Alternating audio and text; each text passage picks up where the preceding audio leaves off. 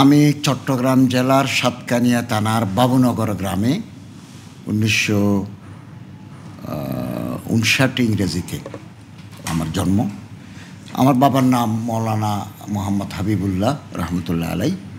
আমার বাবার নাম নুরুন নাহার বেগম। তো ওনাদের স্নেহ ছায়ায় আমি ওই গ্রামে বড় হয়েছি। শৈশবের কোনো স্মৃতি আপনার? এমন কোনো স্মৃতি তো নাই। আমি যখন আলেম পরীক্ষায় প্রথম বিভাগ পাই, ফাজেল পরীক্ষা বাংলাদেশ বোর্ড থেকে যখন প্রথম বিভাগ পাই, তো আমার খুশি, আমার আনন্দ বাগবাগা জোয়ারের মতো। এটা আমি এখনও অনুভব করি যে তখন ফার্স্ট ক্লাস খুব কম মানুষ পেত।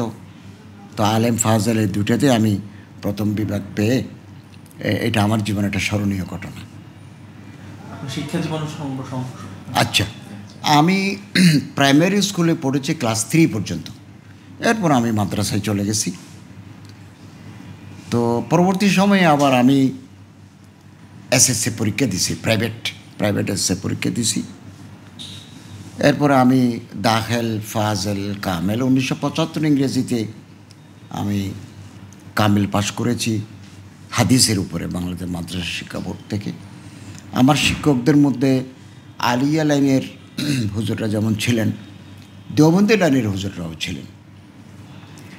আমি তিরমিজি শরীফ পড়েছি, যিনি ফাজলে দেওবন্দ, যিনি হযরত শেখুল ইসলাম আল্লামা হোসেন আহমদ মদিনীর কাছে সরাসরি যিনি হাদিস পড়েছেন, ওনার কাছ থেকে আমি তিরমিজি শরীফ পড়েছি। আবু দাউদ শরীফ যার কাছে পড়েছি উনিও ফাজলে দেওবন্দ। বুখারী শরীফ যার কাছ থেকে পড়েছি উনি কুলিকাতা আলিয়ার গোল্ড মেডেল প্রাপ্ত, এবং উনি হযরত হাকিমুল উম্মত আল্লামা আশরাফ আলী থানভী সাহেবের মুরিদ ছিলেন। তো আমি 2 বছর পটিয়াল জামিয়াতুল ইসলামিয়ায় পড়েছি। এরপরে ফাজল কামিল করে আমি চট্টগ্রাম বিশ্ববিদ্যালয়ে চলে আসি। ওখানে আমি বিএ অনার্স, এমএ ইসলামের তো ইতিহাস ও সংস্কৃতি বিভাগ থেকে আমি পাশ করেছি বিএ অনার্স এবং এমএ 1983, অনার্স 1982। এরপর চট্টগ্রাম বিশ্ববিদ্যালয়ের স্কলারশিপ নিয়ে আমি পিএইচডি সম্পন্ন করেছি সারমনস অফ প্রফেট মোহাম্মদের socio cultural study, Nabi Karim ইসলামের খুতবাত এবং তার সামাজিক সাংস্কৃতিক সমীক্ষা ইংরেজি ভাষায় একটা বড় ধরনের একটা গবেষণা কর্ম করেছি। 3 বিশ্ববিদ্যালয় চট্টগ্রাম, ঢাকা, লখনৌ, ভারতের 3 ইউনিভার্সিটির স্কলাররা এটা পরীক্ষণ করে আমার পিএইচডি ডিগ্রি 2006 সালে আমাকে বিশ্ববিদ্যালয় সিন্ডিকেট আমার পিএইচডি ডিগ্রি দেয়, এবং এটাই আমার ছাত্র জীবন। এটাই ওই সময় তো কওমি মাদ্রাসা পড়ার পাশাপাশি আলিয়া পড়াটা একটু চ্যালেঞ্জ ছিল। চ্যালেঞ্জ ছিল, করেছি। নিজের উদ্যোগে না পারিবারিক কোনো? না, নিজের উদ্যোগেই। সে সময় যারা উচ্চশিক্ষা গ্রহণ করতে চায় তাদের জন্য একটা চ্যালেঞ্জ হলেও অনেকে এটা করেছেন, আমিও করেছি। পড়াশোনার শেষে আপনি অধ্যাপনার সাথে যুক্ত? আচ্ছা, আমি 1983 ইংরেজিতে মাস্টার্স করার পরে আমি গবেষণা এমফিল কোর্সে ভর্তি হই গবেষণা নিয়ে। এমফিল কোর্সে একটা আইন আছে, 60% মার্ক যারা পায় তারা ইচ্ছে করলে পিএইচডি প্রোগ্রামে কনভার্ট হতে পারে। আমি যেহেতু 60 আপ মার্ক পেয়েছি, তো আমাকে পিএইচডি কোর্সে দিয়েছে। এরপরে আমি সাতকানি আলিয়া মাদ্রাসায় আরবির প্রভাষক ছিলাম, আরবি ও ইসলামের ইতিহাস ছিলাম। এটা